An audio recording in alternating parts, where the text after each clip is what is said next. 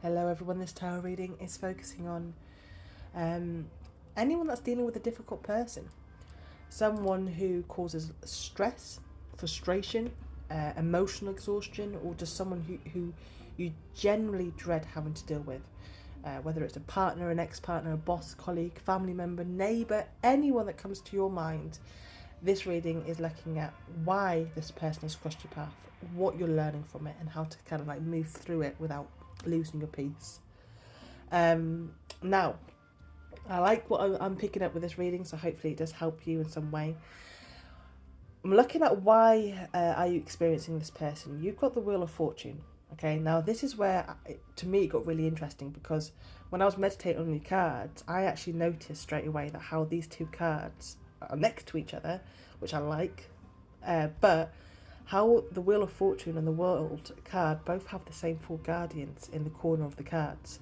Now, those four figures represent like the whole of life experience, the four elements: earth, air, water, fire, and a bigger pattern unfolding beyond just one difficult situation. Okay, so this is really actually, this person's a very this person you were meant to cross paths with, whether you like it or not, because they're here to teach you something. Okay, now the Wheel of Fortune is about cycles, lessons, ups and downs, and things that keep repeating until we truly understand them.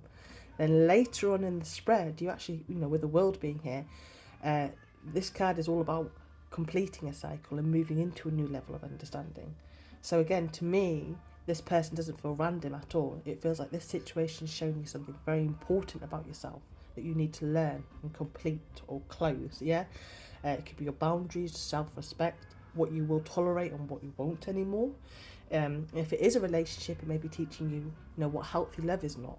If this is a boss or a colleague, it may be teaching you how to stand in your own power without constantly explaining yourself or shrinking to keep the peace. The reason I think this is so significant as well is because the same guardians appear at the beginning and the end of the journey. So it's like the cards are really saying, this challenge has a purpose, and it also has a point where it can be completed as well. So that's what I like about this very much. Now, what is the lesson they are teaching you? You've got the Seven of Cups. So the lesson here feels very much like seeing clearly. You've got the Devil next to it, and I feel like this person has probably really confused you. You're just not sure. Because the Seven of Cups can be kind of confusion, illusion, especially with that Devil as well there. Mixed messages, wishful thinking, or just feeling very, very overwhelmed by emotions. So this person may have made you really question yourself, doubt your instincts, or feel stuck in a fog where you can't see the best way forward. So I feel the guidance here is to come kind of back to what is actually true, not what fear, guilt, or hope is trying to convince you of. Because sometimes difficult people kind of create this smoke screen, and I feel the lesson is learning to trust your own judgment again. Okay, now what strength are you developing? You've got the Chariot, and I love that very much. This is a really empowering card and energy to be in as well. I feel the strength that you're developing is the willpower, the emotional control, the confidence, and that inner leadership. The Chariot isn't about controlling the other person.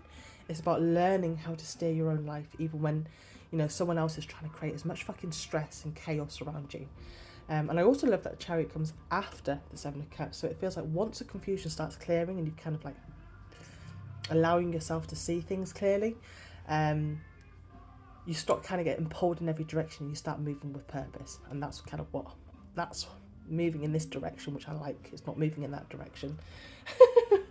So how should you handle this person? You've got the Devil reversed.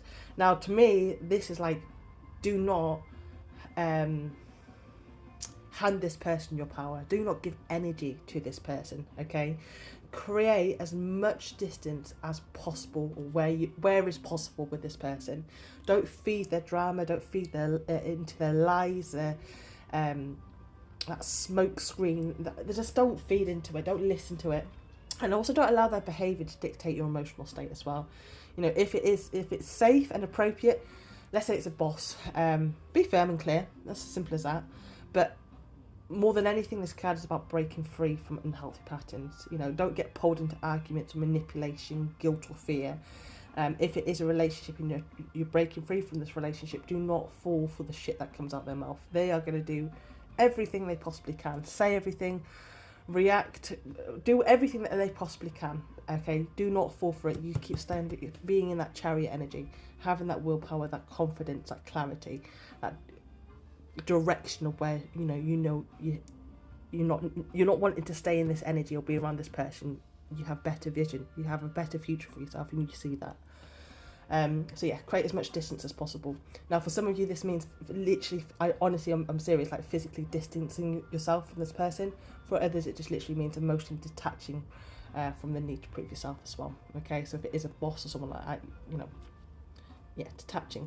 emotionally detaching, sorry. So anyways, how do you take your power back? You've got the World card. This is, again, as I said, like, this is a card of completion, and I really think it's powerful that it actually mirrors the Wheel of Fortune from the first question. The cycle began with a wheel, but it doesn't have to keep repeating forever, and I like that. It really is you taking your power back by standing your ground, trusting your judgment, maintaining your boundaries, and choosing not to return to old dynamics, okay? Whether that is a relationship, a workplace issue, or family situation, the Wheel says you are capable, very capable of moving beyond this pattern.